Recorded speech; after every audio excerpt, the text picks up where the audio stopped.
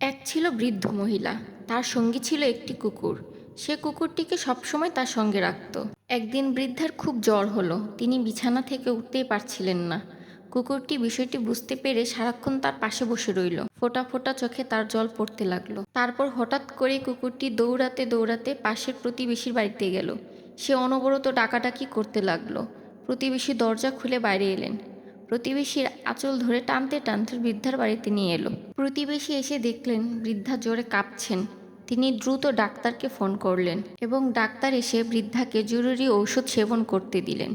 কয়েকদিন পর প্রতিবেশীর সেবায় বৃদ্ধা সুস্থ হয়ে উঠলেন। আর সেদিন থেকেই তাদের বন্ধন আরও গভীর হলো। বৃদ্ধটি কুকুরটিকে পোষা প্রাণী নয়, তার পরিবারের একজন ভাবত।